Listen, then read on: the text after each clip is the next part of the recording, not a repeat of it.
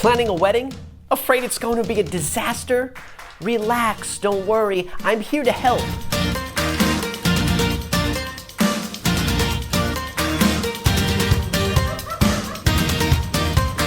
I'm Denny Testa, and I've been in the wedding industry for over 20 years. I cannot wait to see what's in this thing. I mean, this is a serious bag here.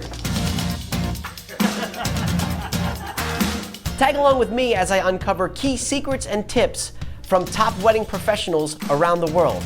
We'll tell you what to do, and of course, what not to do.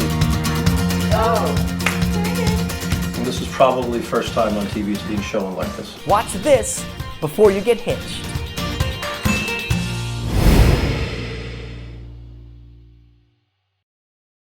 Hey people, Denny here. Today I'm hanging out at Hot Mess Studio with Tara. What's up, girl? What's up, Denny? This place is so comfy and cozy and I love it.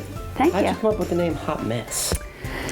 Well, I actually have to give credit to my cousin, Yeah. Jackie. I have a makeup line also, Hot Mess Makeup. I was trying to come up with a name, so of course a smart way to come up with a name is to have a focus group. So I collected all of my girl cousins because we're all super close. Yeah. Grabbed a bottle of wine, got in the backyard, started brainstorming. You know, we kind of got through like a whole bunch of different ideas, and she goes, "Well, you're a hot mess. Why don't you call it Hot Mess?" And I was kind of like, For those of you who don't understand, like they hear the term hot mess. Like what is a hot mess mean? I don't know. I think it's like a beautiful disaster. Yeah. I think it's just something that pretty much every woman and man can identify with. You know, yeah. at some point in your life, like you might look great, but you feel like a mess. And so you come here, you might be a hot mess, and then you leave being just hot. A hotter mess. A hot, You're hot and just fabulous. Yeah. How long have you been doing hair? Let's think about that. Oh, Yeah. really? Yeah, let's talk about that. All right. 16 years. 16 years. Mm-hmm. So tell me how you began. What got you into it? What you like about it? I think growing up, it was just the only thing I ever wanted to do. I always, I loved doing hair. The makeup thing came later in my career. It wasn't really something that I ever sort of gravitated towards. Sure. I loved hair. I loved doing my own hair. Anybody that would sit still, I would do their hair. And my dad was like, "Well, are you gonna go back to school?"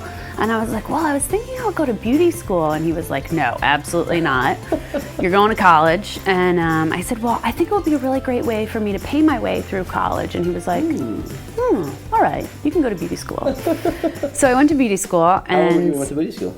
19 years old. 19. Yep. And I went, and then I started working, and I got a job in New York working for John Sahag on Madison Avenue. Now speaking about him, I know, is this where you learned, there's that cool technique you have where you cut your hair dry, it's a name for it.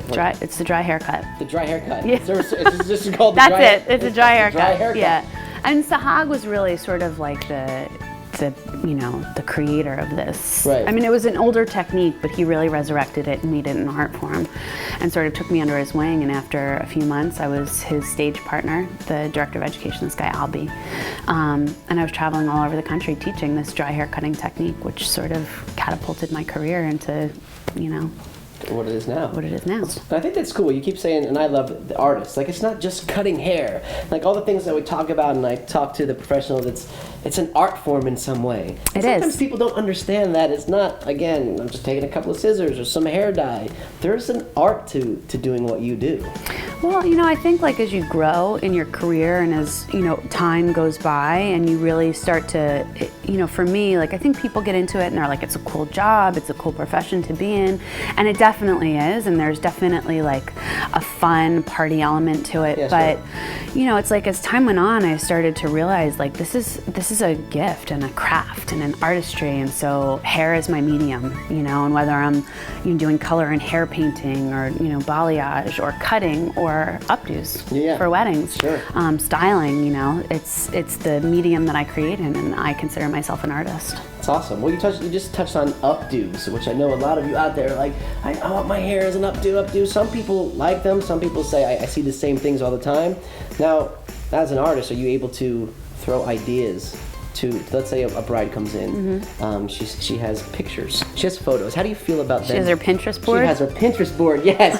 How do you feel about that? Here's what I want it to look like. I love it, Yeah. honestly, because, you know, I'm sort of the vehicle for them to get everything that they've dreamed of for their day, that they've been dreaming of their whole life. Right. Because most girls are little girls playing wedding and playing dress up and like dream about it and fantasize about it, and then, you know, that time comes, they get the ring, and then it's like, I gotta do it. I gotta do it, right? So they have all these, you know, visions of what they love, and you know, I just want to be the person that like helps them achieve that for their day. So when they bring me photos of exactly what they want, it's very helpful. Sure. But it's also my job to let them know that, you know, maybe your hair won't do this, or, you know, maybe this isn't the right, you know, like you love this, but you're a brunette, and this is a blonde. It's gonna look different on you than it might in this picture.